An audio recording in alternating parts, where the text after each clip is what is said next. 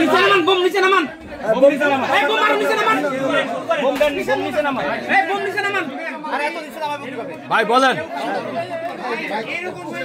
চুপ ভাই, বলা শুরু করেন ভাই। এই চুপ ভাই, চুপ থাকো ভাই, নিচে নামাও ভাই, আপনাদের মত ভাই বলা শুরু করেন। এডি বিট্টু বলেন। জি জি জি, আচ্ছা আমি এখানে লাগলে একবার দিচ্ছি, আবার বাইরে ওকে ওকে ওকে। শরীফ মাথাটা সরা, মাথাটা সরা শরীফ। আচ্ছা ডিবিসি কে তো দেখা দিতে ভাই, ভাই বোম নিচে নামান।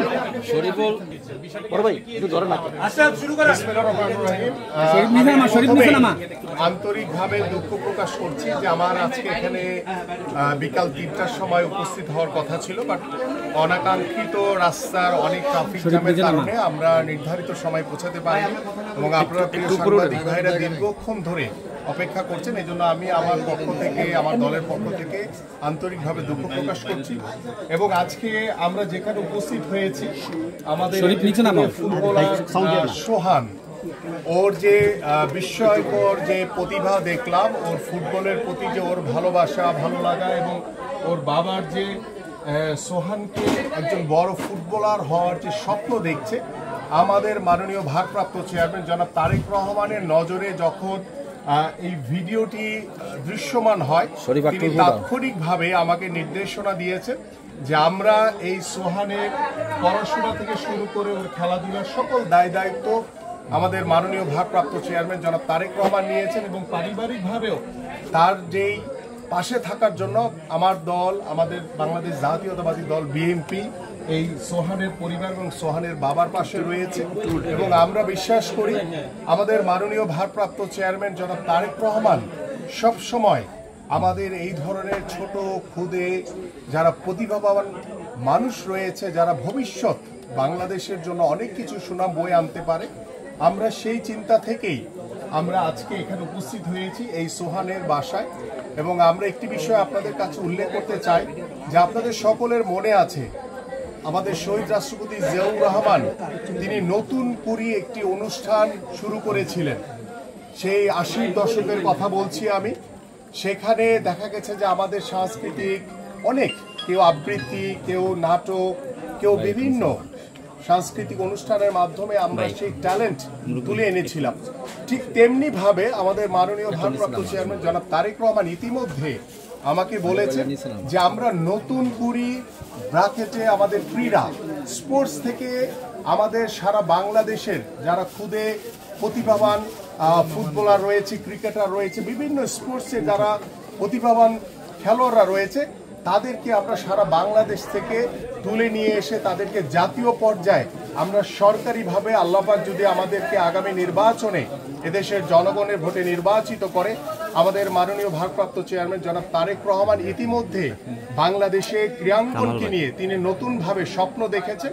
এবং তিনি প্রথমেই যে বিষয়টি উল্লেখ করেছেন যে আমরা প্রত্যেকটি প্রাথমিক বিদ্যালয় থেকে শুরু করে আমরা বেসরকারি বিদ্যালয়, হাই স্কুলগুলোতে আমরা ক্লাস 4 থেকে প্রত্যেকটি, বিশেষ করে আমরা অলিম্পিক গেমসে কিংবা আমাদের সাউথ এশিয়ান গেমস কিংবা আমাদের সাব গেমসে যেই ধরনের ইভেন্টগুলোতে বাংলাদেশের ভালো কিছু করার সুযোগ রয়েছে, সেই ইভেন্টগুলোকে আমরা প্রত্যেকটি স্কুলে, বিশেষ করে আমরা 5টি ইভেন্টকে টার্গেট করে প্রত্যেকটি স্কুলে বাধ্যতামূলক করব। এবং সেই খেলাধুলার মাধ্যমে আমরা আমাদের ভবিষ্যৎ প্রজন্মকে একটি সুস্থ জাতি উপহার দিতে চাই। পাশাপাশি আমাদের স্কুলের মাধ্যমে, স্কুলে খেলাধুলার মাধ্যমে আমাদের যে তৃণমূল থেকে যেই সকল খেলোয়াড়রা ভবিষ্যতে তারা বাংলাদেশ দলকে প্রতিনিধিত্ব করবে, এবং এই সোহানের মতো যারা খুদে বিস্ময়কর ফুটবলার রয়েছে, প্রতিভাবান ফুটবলার রয়েছে, এদেরকে খুঁজে বের করে আমরা ইনশাআল্লাহ আগামীতে একটি ক্রীড়াঙ্গনের বাংলাদেশ এবং নতুন বার্তা দিতে চাই যে আমরা প্রত্যেকটি উপজেলা, ইউনিয়ন লেভেল, জেলা লেভেল এবং প্রত্যেকটি বিভাগীয় পর্যায়ে আমরা বিকেএসপি নির্মাণের মাধ্যমে আমরা আমাদের এই ধরনের যারা প্রতিভাবান, সোহানের মতো প্রতিভাবান ফুটবলার রয়েছে, বিভিন্ন খেলার ইভেন্টে যারা রয়েছে, সকলকে আমরা একসাথে করে আমরা জাতীয়ভাবে তাদের সকল দায় দায়িত্ব নিয়ে বাংলাদেশকে একটি ক্রীড়াঙ্গনের বাংলাদেশ হিসেবে এবং আমরা প্রত্যেকটি সেক্টরে স্পোর্টসের দলীয়করণ মুক্ত, রাজনীতিকরণ মুক্ত একটি ক্রীড়াঙ্গন উপহার দিতে চাই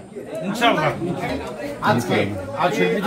সোহানের জন্য ওর খেলার বুট, ওর জার্সি, ট্রাউজার, ওর সিঙ্গার, ফুটবল সহ কিছু উপহার সামগ্রী সোহানের জন্য নিয়ে এসেছি এবং পাশাপাশি ওর পরিবারের পাশে আমার হাতে কিছু আর্থিক কিছু সহযোগিতা আমি সোহানের বাবাকে করে যাচ্ছি এবং প্রতি মাসে আমাদের মাননীয় ভারপ্রাপ্ত চেয়ারম্যান ওর জন্য প্রতি মাসের 5 তারিখের ভিতরে একটি সম্মানজনক অ্যামাউন্ট তিনি পাঠাবেন, যেটি ওর পড়াশোনা, ওর খেলাধুলা পাশাপাশি ওর পরিবারও যাতে আর্থিকভাবে সেই সচ্ছলতা ফিরে পায় সে বিষয়ে আমরা ইতিমধ্যে সিদ্ধান্ত নিয়ে এসেছি এবং ইনশাআল্লাহ আমরা আগামী মাস থেকে সোহানের পাশে আল্লাহপাক যতদিন আমাদেরকে বাঁচিয়ে রেখেছে ইনশাআল্লাহ বাংলাদেশ জাতীয়তাবাদী দল বিএনপি সবসময় এই সোহান এবং সোহানের পরিবারের পাশে সবসময় থাকবে। ধন্যবাদ। কেমন লাগছে যে তুমি ফুটবল পেয়েছো?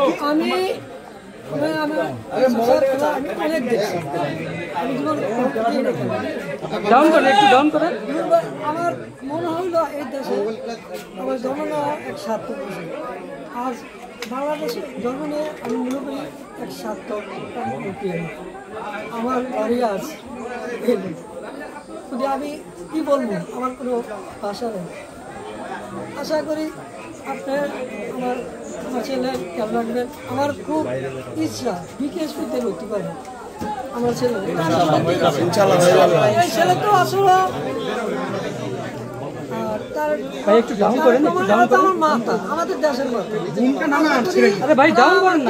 ভালো ভাববেন আমার সোহান জন্য, এটা আমি আশা করি।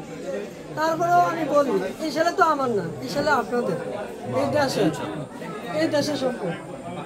আপনারা সরকার মিলে অনেক বিকেএসপি করতে পারে, ভালো একটা কিছু করে দিন, এটাই আমার আছে। জার্সি পাইছো, বুট পাইছো, ব্যাগ পাইছো, এটা বলো। আমিনুল আঙ্কেলকে ধন্যবাদ।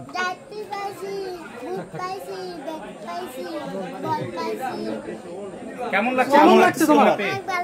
সোহান, তোমার বড় হয়ে কি হতে চাও তুমি? কার মতো হতে চাও?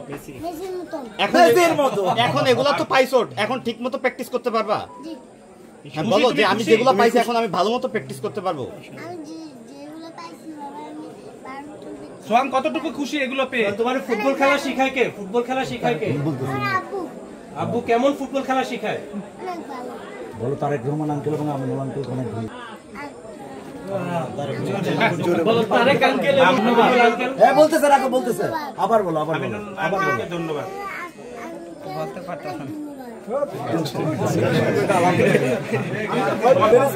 তোমাকে কে দিয়েছে? আমিনুল আঙ্কেল। আমরা বাইরে গিয়ে আরেকটা নিব।